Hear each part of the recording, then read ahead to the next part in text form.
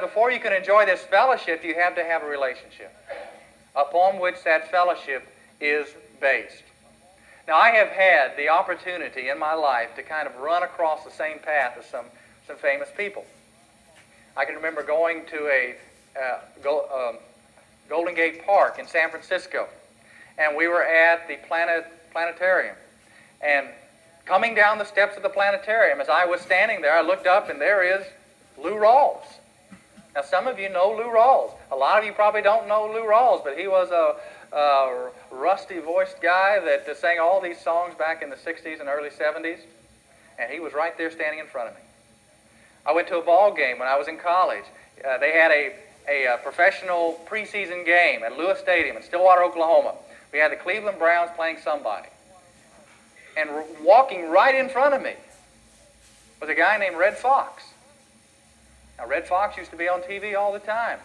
Sanford and Son. Came out of nowhere. But I knew him all. I was right there with him. When I was a junior in college, our track team had an addition of a guy named James Butler. James Butler was from Broken Bow, Oklahoma. And James Butler was a freshman, so we treated him like a freshman. And I can remember one particular time where the track team had an event that we took a couch and we put it in the back of my roommate's truck. And James, our freshman, was our chauffeur for the entire evening. While we sat in the back of the truck on this couch, he drove us all around Stillwater. That's what you do to freshmen. Well, James, a couple of years later, ended up winning the Olympic trials at 200 meters. And probably would have a gold medal today if we hadn't boycotted that Moscow Olympics. He was our #1 American.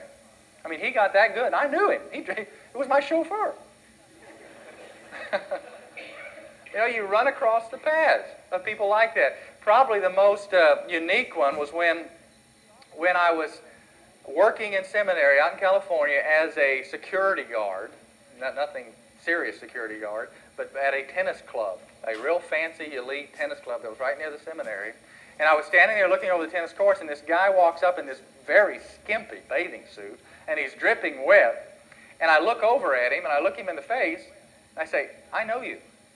I know you." Of course, he didn't know who I was, but I know you. It was Robin Williams. Had walked up right next to me. And I tried to act like I was cool and everything. So, "Well, how you doing?" You know, like I was somebody, like he was somebody. But here he was right in front of me. Now, if you would have asked Robin Williams any day after that day, if you walk up to him today and ask Robin Williams, "Have you seen Guy McGraw lately?" He would say, "Who? I've never even heard of Guy McGraw. I don't know who that is that you're talking about." Now, I can tell you from my side of it all, I know who Robin Williams is. I've seen his movies, especially his kid movies. That I've seen them over and over and over again. I've seen him interviewed on different television shows, and you get a sense of what he is like and what he believes. So I have a feeling like I know Robin Williams. But Robin Williams has no clue who Guy McGraw is. And there are a lot of people who feel like they know God because they're familiar with him. They know some things that he's done. They know some things about him. They've heard some Bible stories, and they say, "Well, I know God," but what they're saying is, "I'm familiar with God." See, Robin Williams and I do not have a relationship, a mutual relationship. He doesn't know me, although I know about him. And many people will know about God, but they don't have relationship with him. And you've got to have relationship if off of that you're going to build fellowship. Robin Williams and I have no fellowship together because there's no relationship to build it off of. And if you are not saved, and that's what John is saying, if you are not saved, then this fellowship that he talks about is impossible for you to enjoy if that one thing is not settled in your life. John uses in his epistle the Greek word for know 20 times. 20 times. And what he says above all in 1 John is that you can know certain things that are evidences, that are proofs that you are truly born again. He wrote his gospel that we might believe in Jesus Christ as God's Son, as the Messiah. He writes his epistle that we might know that we are truly born again.